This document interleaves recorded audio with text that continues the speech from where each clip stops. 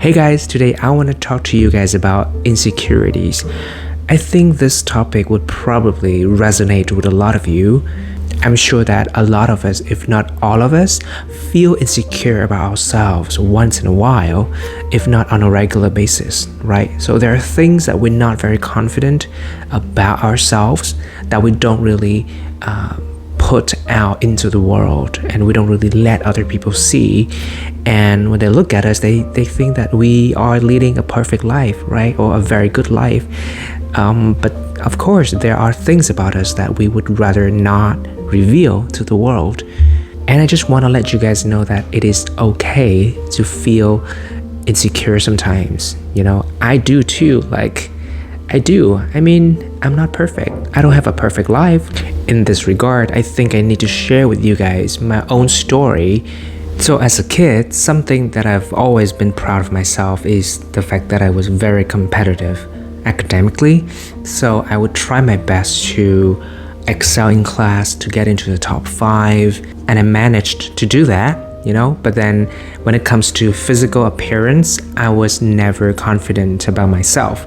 I've always been this fat and chubby kid. I was always one of the heavier students in class all the way until high school.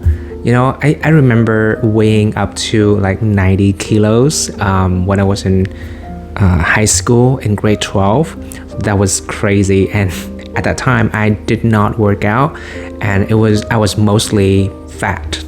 I was so insecure about how I looked and about how I sounded. You know, I don't sound macho enough in, you know, the standard definition of sounding masculine, right? I don't have the most masculine voice. So I was lacking confidence in so many aspects of my life, except for my academic achievements, to the point where I didn't even bother to, you know, confess my affection to my crush at the time, because I was so sure that they were gonna reject me. So I just stood afar in a corner and admire my crushes, you know, and they never knew that I liked them. And I was feeling that way all the way until the end of grade 12. That was when I was 18 years old, before college. So that was when I started to love myself more. And I told myself that you really need to snap out of this, negativity, and start to work out, start to get in shape, start to eat healthier. Well, my mom was also part of the reason why I started to engage in more physical activities, because she was really worried about my health, and I didn't want to, disappoint her. So, and also I didn't want to disappoint myself. So I needed to feel better about myself.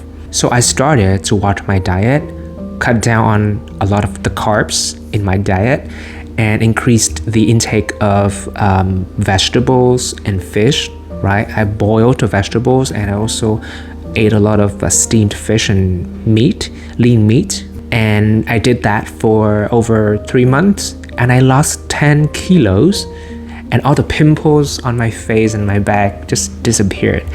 I completely transformed. And from that point on, I got the momentum that I needed to keep going forward. And I just kept doing that for a while more, and then I lost a bit more weight, and I just felt a lot more confident about myself. First, because of the way I looked, and also because I managed to prove some people wrong, that I'm not always gonna be this fat and pimply kid with a lot of acne on my face.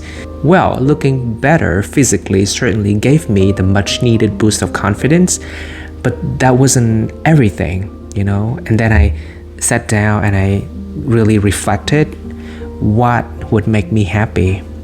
And it dawned on me that looking good is just part of the equation. I would really need to focus on what I do best.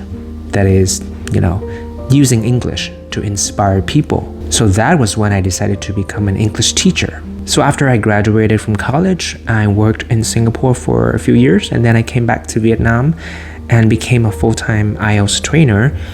And, like a few months afterwards, I decided to create a YouTube channel.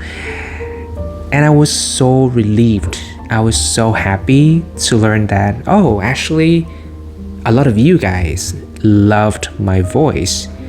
And that certainly made me more confident. And because I've always felt that I have a feminine voice, it's too soft. A lot of people have told me that I have a soft-spoken voice. Well, there are not so nice comments too, saying that I sound feminine. At first, I was very upset at those comments, but as time went by, I was able to filter out those negativity and just focused on the good things, And then I thought to myself, there's always this group of people who like you for who you are. So, what's the point of trying to change who you are, really? So I just felt more comfortable in my own skin. Not only that, but a big part of the reason why I'm more confident in myself now is the fact that I am able to pursue the career that I'm doing right now, which is teaching English. I'm very confident in my ability to use English and my ability to teach and impart knowledge, because I feel like I can really break down knowledge into digestible chunks for my students to understand. So that's my strength. And a lot of people have told me that I really shine in the classroom.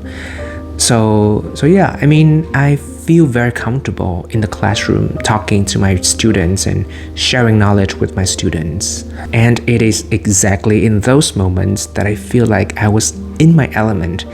I was feeling super comfortable being myself. So back then, if there was someone telling me that they didn't like something about me, I would be really upset. I would take it personally. I would think to myself that, oh, maybe I did something wrong. I shouldn't be this way. But now I just can't be bothered. If you're giving me constructive feedback or criticisms, then I'll happily accept them. If it comes from a place of malice, it comes from jealousy, then I just can't be bothered. Of course, there are parts of my character or physical appearance that do not meet certain people's expectations, but I'm just human. And if you can love me for who I am, then thank you. I really appreciate it. But if you can't, then the only thing I can say is sorry, not so sorry. Alright, so that's my story. And I think the key takeaway here is that, of course, there are moments when you feel insecure, when you feel inadequate. But then really stop and think of the moments when you're most confident about yourself, when you feel like you're in your element, doing the things that you're really good at and that people look up to. Maybe that is something that you should focus on to get even better at. The right people will appreciate you for who you are, and the wrong people, you should filter them out of your life. There's this very nice saying which I love: those who matter don't mind, and those who mind don't matter. I think that's an amazing quote. Okay, so I hope that this little long-winded vlog of me rambling has given you guys some inspiration, some motivation to feel better about yourselves, and so that you can move forward. Okay, and remember that you are loved and you have your own value. So don't ever think that you're useless, okay? You'll find your place in the world eventually if you really put in the work.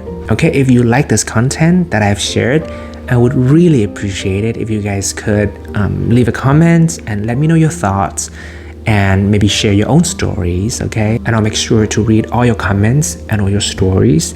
Really look forward to reading them. Alright, take care, and I'll see you guys in the next video. Bye bye!